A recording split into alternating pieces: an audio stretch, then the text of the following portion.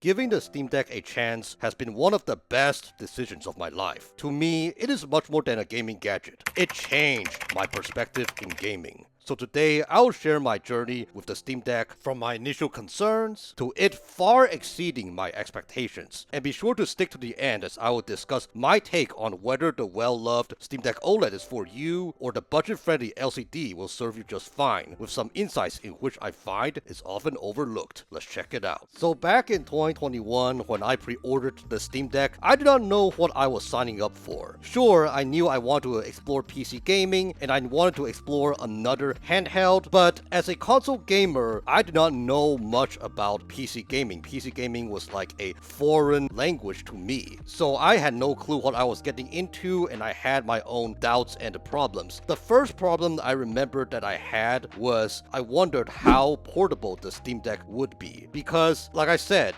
I had no experience with PC gaming, so I always thought PC gaming as gaming with a mouse and keyboard, kind of like the traditional sense. So I didn't know if the Steam Deck was something in which you could actually play a lot of games with the actual inputs that are found on the Steam Deck, or you would have to play a lot of games using the mouse and keyboard. I kid you not, that was a very ridiculous thinking now that I think about it, but back in the day, with no experience with PC gaming, I had my own doubts with these kind of things that most PC gamers most likely will frown or laugh at me saying this, because I really had no idea about PC gaming at all. And the second problem I had initially was I did not know how much tinkering I needed to do with the Steam Deck, because as far as PC gaming goes, even though it is foreign to me, but one thing I did know that people stress about with PC gaming is the amount of tinkering you have to do to get a game to run. And so that was something that I really worried about, because the main reason in which I stayed with console gaming for the longest time was because I wanted to avoid tinkering. I like the idea of whether downloading a game or inserting a disc or cartridge and you get to play right off the bat. You don't have to worry about doing various types of settings or installing different types of plugins to get the game to run. No, you insert a disc, you insert a cartridge, you download the game, boom, you're ready to play the game. Now, my third and final concern I had with the Steam Deck was how capable the system can actually play various titles, because I never thought handhelds had any kind of potentials. I always thought the handheld were always those underpowered devices where the games that you could play are often the games that are not much graphically demanding. Like, for example, in the past with the Nintendo Switch, even though it was released during the PS4 and Xbox One era, aka the 2010s, a lot of the PlayStation 4 and Xbox One games cannot actually run on the Switch.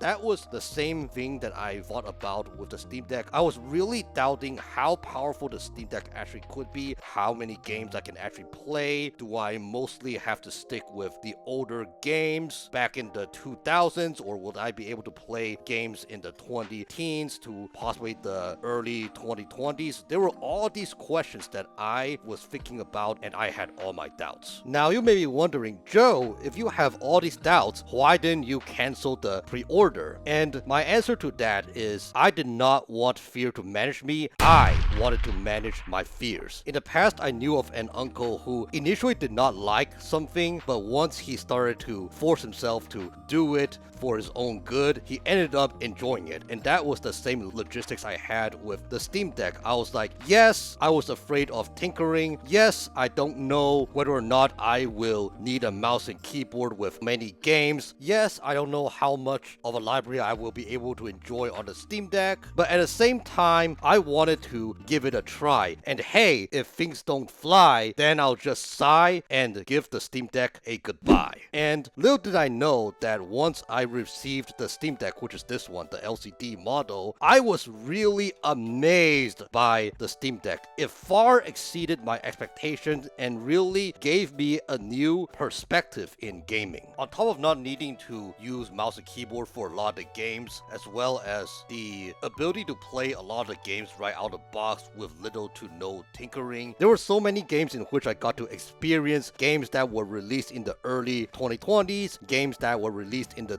2010s, and even games that were released in the late 2000s. There were just so many variety of different types of games that I get to play, and with the Steam Deck, in a weird way, because I can download so many different Steam games that work on the Steam Deck, I really never feel there is a generational gap. I never feel like, oh, this game, it's old, so nope, I'm not playing it. No, I never felt that way. I pretty much felt that the Steam library itself, the whole big library, no matter if it was an older game or newer game, they were all part of one giant family, and that was something in which it really changed my perspective, because back when I used consoles religiously, I did not really play games that were of an older gen. I mean, sure, I kept my older gen consoles, but it was more for to play those older games that I had fun back in the day and to relive the memories. I never went out of my way to play games I haven't played in the older consoles. And speaking about games, I was also amazed at being submerged with the Steam ecosystem. In case you haven't watched my previous videos, I covered like the Steam Summer Sale, the Steam Spring Sale. These big sales really got my mind blown. There were so many great games in which I found that were really affordable and sometimes even a steal. And so that was something that is also a major benefit that I would say in which it really changed my perspective in gaming, because I always thought before that gaming had to be expensive. You had to spend a lot in order to enjoy a lot. But anyways, on top of me appreciating games more for what they are worth using the Steam Deck, it really expanded my horizons. It made me from time to time do not mind tweaking a bit to try to see how well the game will perform. It just brought this type of weird satisfaction. Now, one last thing in which I thank the Steam Deck for every day is giving me the opportunity to be able to experience various plugins. What I really love about the plugins, whether they are to help enhance gameplay or help with cosmetics of the homepage to make a more spiced up look and feel, it really brings about this type of feeling of flexibility as well as ownership, because as far as the consoles goes, I never got to experience this. Whatever the manufacturers threw at me, that was all I pretty much experienced. So the Steam Deck really made me feel as if the device was actually mine and that I can make myself at home. Now, obviously for me, I really was satisfied with the Steam Deck. I did not have any problems playing the Steam Deck, whether it is in 30 frames per second, 60 frames per second, or 90 frames per second. And so I was really happy with the Steam Deck, the capabilities with the launch model, which is the one that I'm showing to you right now, the Steam Deck LCD. But at the same time, I was somebody who always liked to try new things. And so I upgraded to this beast, which is the Steam Deck OLED. And I fell in love with the Steam Deck OLED as well. I was blown away by the screen. I was blown away how there's more vibrant in colors because of an OLED display. I was blown away by how games ran more fluid with a cap of 90 Hz refresh rate as opposed to the Steam Deck LCD with the limit only being at 60 Hz refresh rate. All in all, the Steam Deck has been a great blessing. It delivered much more than I expected and imagined. Now that I shared my love and nostalgia for the Steam Deck, there's an important question I need to address. One of the common questions I get asked is, Joe, should I go with the Steam Deck OLED or the Steam Deck LCD? And that is a valid point, because with the OLED marked at $549 for the 512 gig model and $649 for the 1TB model, it could be considered quite pricey for an average consumer. The LCD model, on the other hand, comes with 256 gigs and it's only $399. So for the purpose of this discussion, I'll share my experience playing 5 games on both my Steam Deck OLED and LCD, as well as include some information in which I find not many have talked about. So the first game in which I tested out was Stellar Blade. As far as the Steam Deck LCD goes, I kept the default frame limit setting of 60 frames per second with 60 Hz refresh rate. And though the performance for the most part, it could linger around the 40s FPS on average, but at the same time, the battery was not not great. I got only about 80 minutes of playtime, so that was not optimal because 80 minutes is basically an hour and 20 minutes. So I decided to lower the frame rate setting and cap it at 30 frames per second at 60 Hz. And though it really gave me a boost with battery life in which I was able to crank in 2 hours of gameplay before having to recharge the Steam Deck LCD, the gameplay side of things was something in which I will just let you guys decide, okay? Even though the gameplay for like 90%, it was able to maintain a solid 30 frames per second, but at the same time, there are occasional dips to 27 to 29 frames per second. Now that is just talking about gameplay in Stellar Blade. As far as the cutscenes goes, I noticed that it could also go into the 20s, very hard to get to the 30s, and hell, even sometimes I see that it would just dip down to 10 frames per second, though it did not cause the cutscene to crash or anything, but just as a heads up, the cutscenes as far as that goes, a lot of times it is not too great as far as the frames per second. So I will just say for Stellar Blade, if you decide to go with the Steam Deck LCD, decide whether you want to, number one, go with performance, or number two, go with a better battery life, because there is just no perfect solution, at least from my observation, opinion. Now, as far as the Steam Deck OLED, I basically changed the default frame limit to 45 frames per second and 90 Hz refresh rate. And with that being set, I was able to maintain for a lot of the times a solid 45 frames per second, though at times it will dip into,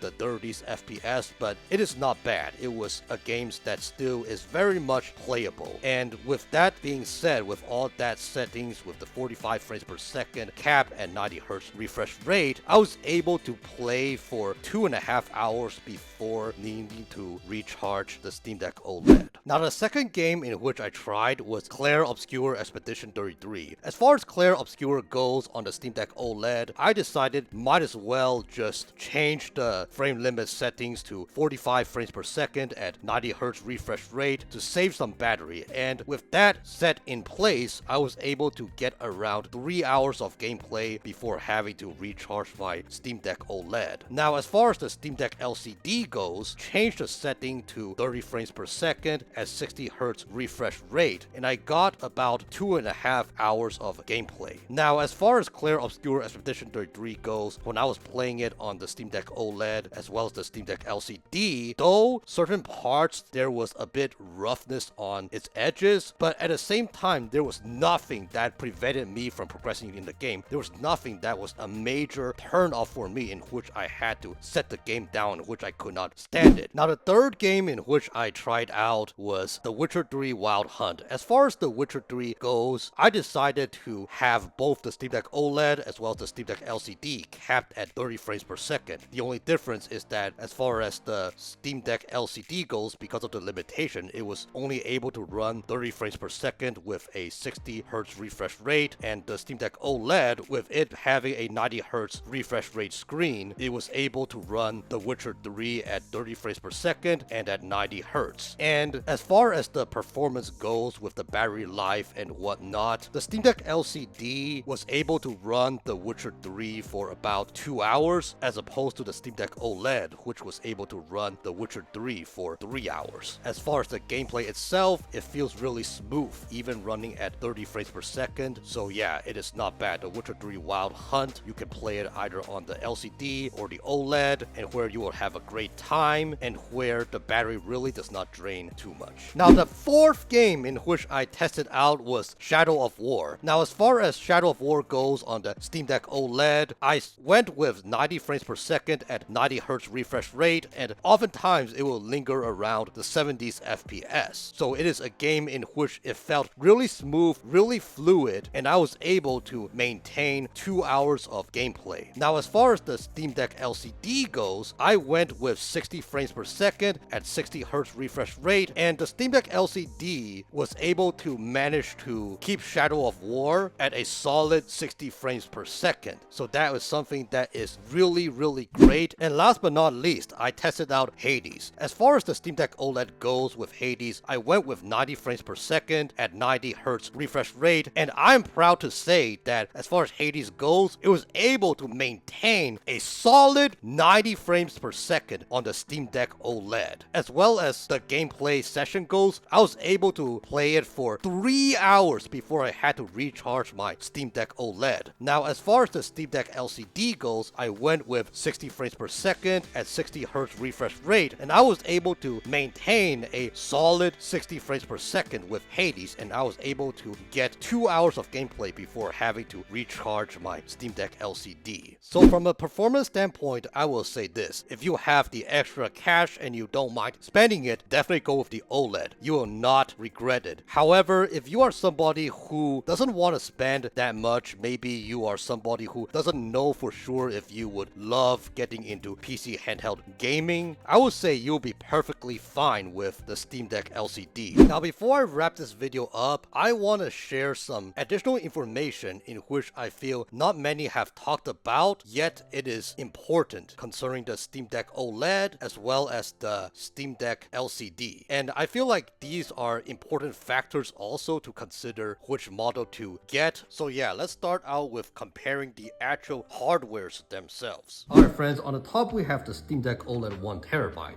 and on the bottom we have the Steam Deck LCD. Now, as far as these two screens goes, it may be hard to see, but actually the Steam Deck OLED screen is a bit bigger than the Steam Deck LCD screen. The Steam Deck OLED screen goes about 7.4 inches, and the Steam Deck LCD goes about just 7 inches flat. So if you are somebody who is looking for a handheld where there is a bigger play area for the games, definitely check out the Steam Deck OLED. That may be better for you. Now, one other thing that I would also want to note is that as far as the Steam Deck OLED goes, let's look at the top, all right?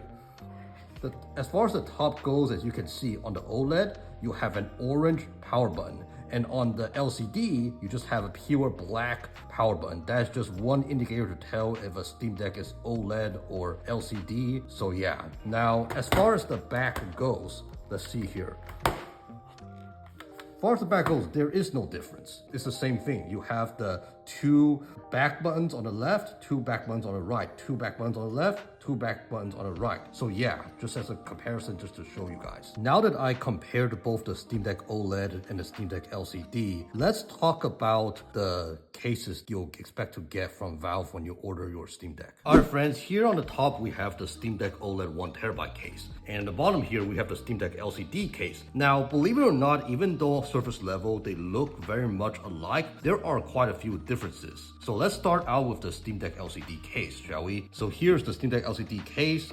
This is the top, this is the bottom. There is this strap here, there is this pouch here. Now, as far as this pouch goes, I believe that it is for you to put in your charger or any small accessories if you want to take it on the go. I personally don't like to do that. I much rather have them all together in a third-party deluxe case, but hey, that's just my personal opinion. But anyways, let's see what else this case has to offer. So you can see here, it is a generic case. I love how there are these crevices here. It makes the Steam Deck feel very sturdy when you put the Steam Deck LCD in here. I've used this a lot all the time whenever I take the Steam Deck LCD out on the road, and never had problems with it as long as I close it properly and zip it back and put it in my backpack. It feels very sturdy. Steam Deck never gets damaged. Alright, let's go to the Steam Deck OLED 1TB case. This is the top, this is the bottom. As usual, there's the strap, as well as there is this pouch. Now, like I said, let's talk about the differences as I'm gonna show you, alright? So let's unzip this. Oh yeah, see? This is one of the things that I said was not in any of the other cases. See this thing that sticks in the bottom? You have to pull it up as an extra protection before you unzip more of it fully. Aha, see over here? Now, as far as this case goes, like I said, there are these crevices and whatnot. Looks like a normal case, right? However, there's actually more to it.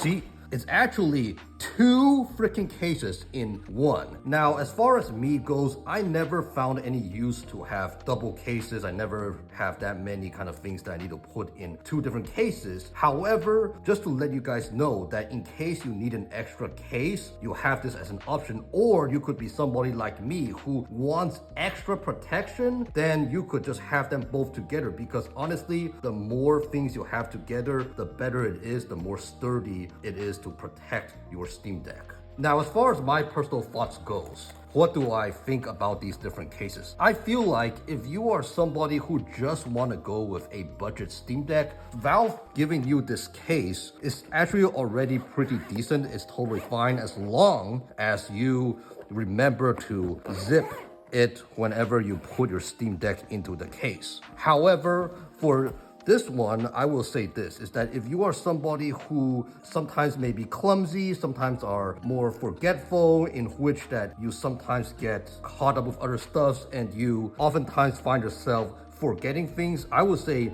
maybe better to go with the Steam Deck OLED 1TB case. I mean, the Steam Deck 512GB case, it looks just like this, except it has the functionality of this. I don't have a Steam Deck 512GB, so I cannot compare that with you, but when I looked at other YouTubers unboxing the 512GB model, Valve gave a case that had the orange logo, but everything else, it pretty much looks like the LCD case. The functions, the features, and everything. There's no such thing as this thing to put it down. No, for the 512GB OLED models case that Valve sends you, it is pretty much like the LCD case. But anyways, let's get back to this. So as far as this case goes, I will say that with these extra protections, it is something that I would say is really important if you are very clumsy, because let's say if you put your Steam Deck into this case and then you close it. However, if you forgot to zip the case and you just kind of just quickly just put this here to stick it here, there could be a potential chance that, let's say if you totally forgot and you just got in a hurry and you had to put this away or carry it, there is a chance that your Steam Deck could still be tucked in this case and the case will not fly open. You would still have your Steam Deck protected. However, if you went with the Steam Deck LCD and with this case, I could see the potential problem that, let's say if you had it unzipped like this,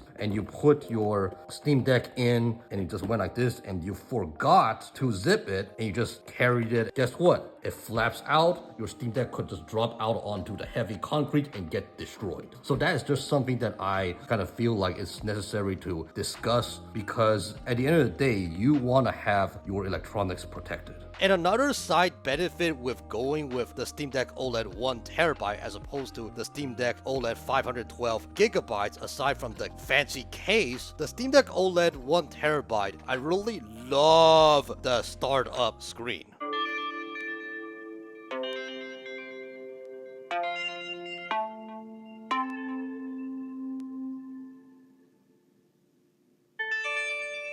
It really brings about this custom aesthetics that is tailored only to Steam Deck OLED 1TB. It shows that the Steam Deck OLED 1TB is for the cool kids. So my final verdict is, if you want a Steam Deck that is budget friendly, go with the Steam Deck LCD. However, if you want a Steam Deck that has a bit more flavor and spice to it, go with the Steam Deck OLED 512GB. However, if you are somebody who is a great enthusiast for electronics, go with the Steam Deck OLED 1TB. Again, that's just my personal opinions. Now, despite me praising the Steam Deck, is it perfect in every shape or form? No. But at the end of the day, the Steam Deck, in my opinion, is a marking moment in gaming. It forever changed my perspective in gaming. Without it, I would not be where I'm at. But yeah, friends, this is my nostalgia video about the Steam Deck, this device that means a lot to me. Let me know in the comment section below, do you have a Steam Deck? Are you planning to get a Steam Deck? Which Steam Deck are you more lenient to? Are you more lenient to the budget-friendly Steam Deck LCD or the well-loved Steam Deck OLED? We'll love to discuss in the comment section below. And as always, if you love gaming lists, gaming reviews, gaming discussions, and everything related to Steam Deck, please feel free to like, comment, and subscribe so you not miss another video. And also, if you love discussion videos like this one, please sure to check out my discussions playlist in the end screen. Instead of posting twice a week like I used to, I've decided to cut back to only posting once a week. And the reason behind that is because because I want to prioritize quality over quantity. I want to produce the best content possible for you guys to all love and enjoy. So with that being said, uploading schedules will now be updated to only Mondays at 6 p.m. Pacific time. And if there's ever an extra upload throughout the week, I will for sure keep you all posted. Once again, my name is Joey from the Nomadic Gaming Guild, and game on!